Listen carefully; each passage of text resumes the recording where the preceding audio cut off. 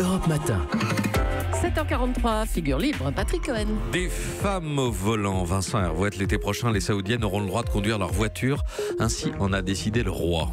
Oui, l'Arabie est le seul pays au monde qui porte le nom de ses propriétaires, la famille Al Saoud.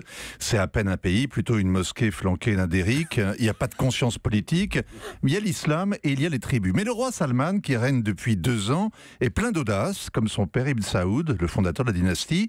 Et quand il était gouverneur, Salman a modernisé la capitale. Riyad est passé de 130 000 à 6 millions d'habitants. Depuis qu'il est assis sur le trône, il fait la même chose avec le régime. Il a mené 2 putschs dynastiques et il a installé son fils préféré comme prince héritier. Mohamed, fils de Salman, Mohamed bin Salman, 32 ans, c'est lui qui gouverne. Vision 2030, c'est son plan. Il veut la modernité, que tout change pour que rien ne change. Dans un pays où le cinéma est interdit, il prévoit des complexes de loisirs. La semaine dernière, pour la fête nationale, les femmes ont eu le droit d'entrer dans le stade. Dans un pays où la séparation des sexes est partout imposée, on a même vu, après le feu d'artifice, 2 ou 3 couples qui dansaient dans la rue. Ce n'était pas le bal des pompiers, ce n'était pas Las Vegas, mais c'est sans précédent. Et les prédicateurs et la police des mœurs n'ont pas réagi. C'est parce qu'il est tout puissant que le prince peut imposer cette réforme. Il l'a fait aussi pour détourner l'attention.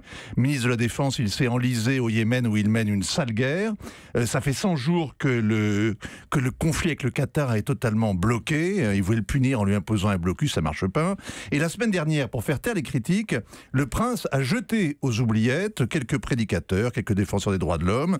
Et du coup, ce matin en Arabie, tout le monde se réjouit de voir une femme au volant. Mais la raison de la réforme, dites-vous, est aussi économique ? Calcul rapide, 10 millions de Saoudiennes, adultes, façon de parler car elles restent de grands enfants. Pour voyager ou se faire opérer ou faire des études, il faut toujours l'autorisation d'un homme. Mais pour circuler, il leur faut une voiture, donc un chauffeur. Il y a 1,5 million de chauffeurs. Salaire moyen, 500 $. Ils n'ont aucun droit, comme les esclaves, mais il faut les nourrir et les loger. Les chauffeurs coûtent à peu près 9 milliards de dollars par an, qu'ils envoient aussitôt à leur famille en Asie. Et dans 9 mois, eh bien, les Saoudiennes pourront s'en passer, elles devront même. Et quand elles conduiront, eh bien, elles pourront aller au bureau. C'est le deuxième objectif, 30% de femmes qui travaillent en 2030. Les femmes au volant, c'est pas la fin d'un monde, mais c'est la fin du gaspillage. Vincent Hervouet, Hélène Jouan, on a appris beaucoup de choses là. On a appris beaucoup de choses, que les femmes pouvaient conduire, mais qu'elles restaient de grands enfants, de grandes filles.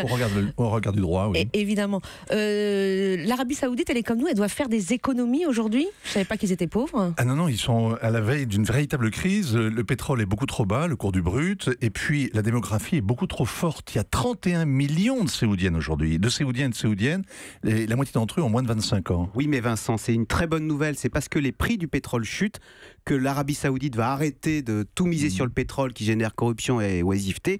Et du coup, ils sont obligés de s'ouvrir et de devenir une économie normale et d'avoir des femmes qui travaillent, etc. C'est la chute des prix du pétrole qui est salvatrice pour ce pays. Économie normale, on en est loin, je pense. Oui, encore. mais ils arrêtent de tout miser sur le pétrole. Europe 1.